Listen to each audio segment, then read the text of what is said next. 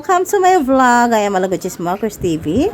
Today is magluluto tayo ng chow fan ala Korean fan. Ayan. Ito yung aking mga ingredients. Tingnan yung maigi guys. Kahit na alin meron kayo sa bahay nyo. Ayan. Hello everyone. Ayan. So ayan ang aking mga ingredients for today. So ayan. Papakilala ko na sa inyo ang mga winner for today. Ayan. Brown rice po yan. Rice na may brown siya. Kung ano man available yung rice, pwede na yan. Ayan ang rice. Kailangan natin na tinatad na leek, syempre. Spam or meron din kayo meatloaf at whatever, pwede rin. Onion, and then cabbage, and then carrots, and then ang bacon. Smoked bacon po ang kinuha ko para mabango-bango siya. Smoked bacon, parang tinapa ang lasa. Ayan, oyster sauce, soy sauce, and then garlic, and then, itlog na isa. Yan lahat ang gagamitin sa malinis na pot or pan. Chow pan, kaya pan dapat gagamitin. Maglagay tayo ng a little bit of onion. At oil pala. I-spread natin. And then, syempre, painitin muna natin ng konti. Little bit. And lagyan natin ng ating garlic. So, para kayong nagkasangkot siya. Ayan. We need to saute the garlic. And then, onion. We put onion. English speaking kasi I have many viewers of there. Okay? Ayan, I put onion and then saute like this, and then let's go little brown. The smells very good and pretty, and you know the smell is very yummy. So ayan, this is saute the garlic and then the onion. Yung amoy niya is very refreshing. Napakasarap talaga kumain, magluto. Ayan. Basta't matakaw marunong magluto. Agaway ba kayo doon? So, ayan guys. After that guys, syempre, nilagay ko na guys yung aking bacon. Ayan. Di ko na, yung vlog ko. Kasi, mahirap kasi humawak. And then, ilalagay ko. So, pagbigyan nyo na ako. Wala akong paghawak ng aking camera. So, mano-mano lang tayo guys. Ayan. Nilagay ko ang aking bacon. Ayan. Paano natin ng konti? A little bit. A second lang siguro. So, yung amoy niya, grabe talaga. Bacon talaga siya. Grabing amoy niya talaga. Grabe. Nakakagutom siya guys. Ayan. And then after that, syempre ilalagay ko na yung spam. Ayan. Ayan ang spam niya. Kung wala kayong spam guys, pwede nyo gamitin yung mga meatloaf. Meron din kayo sausage.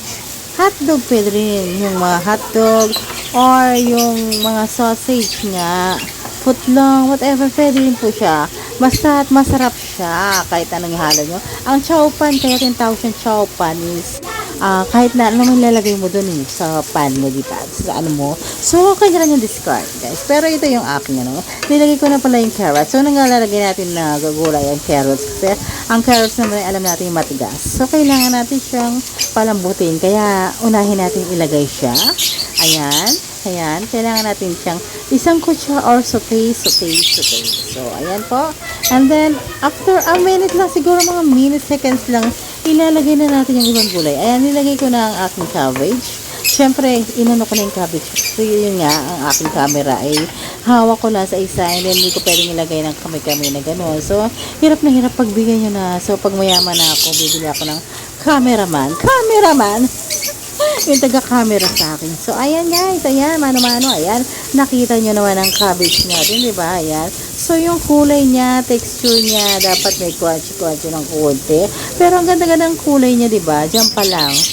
Ulam na, di ba? Hindi mo na kailangan maghanap ng ulam. Ayan na nga, kumpleto na sa ating chow pan. After dun guys, sa gilid guys, maglagay tayo ng binating itlog or yung scrambled egg yan. Hintayin lang natin siyang maano yung scrambled egg natin, and then bago natin siya halo-haloin. Yan. Hintayin lang natin, spread lang natin yun. Diba? Kaya yung magic. What is the magic? Touch of a magic of Malago. Ayan. Ganyan lang. O, diba? Chef na chef ang dating. Tingnan nyo naman. Kahit na sinishot nyo na ako, chef pa rin ang datingan nito. So, ayan na guys. As of now, napakaganda talaga.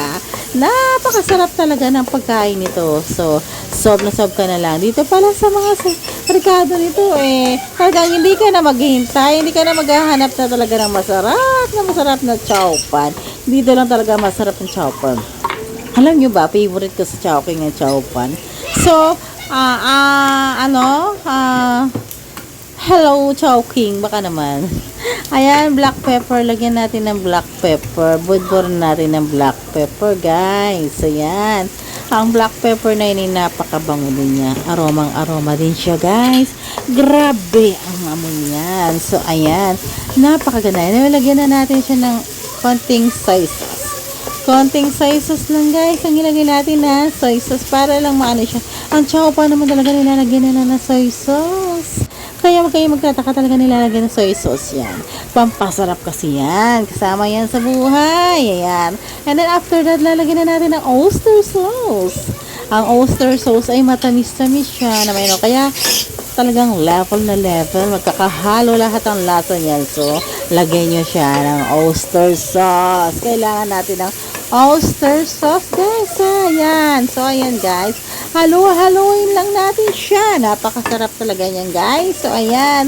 Yan. So, a second lang siguro. And then, ilalagay na natin yung ating rice. Siyempre, kailangan, hindi mabubuo ang chowpan pag walang rice. Kaya nga, chowpan, fried rice. Di ba, legit na legit. Meron ba chowpan na walang fried rice? Meron ba fried rice na walang rice? So, kung meron ganun, sige, turuan nyo nga ako para magawa ko yun. So, ayan na ang ating main dish. Ang main dish, kanagang inaano ko na talaga. Inaabang-abangan ko to, guys. Alam nyo ba? Pag naamoy nyo to, napakabango. Ay, lalagay ko muna pala ang leek. So, ayan ang leek, guys. Depende sa inyo kung gusto nyo lagyan ng leek. Gusto nyo lagyan ng onion leaves. Kasi, dagdag yan sa sa kulay. Tingnan mo ang kulay niya, 'di ba? Oh, ang ganda niya, 'di ba? Ang kulay niya. So, ayan na nga, nilagay ko na nga ang ating main ingredients, ang walang iba kundi ang rice. So, kaya siya tinawag na chowpan fried rice kasi may rice talaga siya. Yun talaga ang legit. Kaya, ayan mo rice. So, ayan, gagawin nyo lahat na ng ingredients na dyan na. Wala na lang kayong gagawin kundi haluin. Meko, sisihin. Ganon. Sisihin nyo ng halo. Ayan. Halo kayo dyan. Ayan. Halo-haloin nyo lang. Halukay hanggang sa maluto silukay. So, ayan, guys. Bago natin guys, ayan, binubudbura pa rin natin siya ng pepper. So, I would like to thank every one of you guys sa patuloy niyong panonood sa aking vlog, sa aking mga lutuin, ala Korean.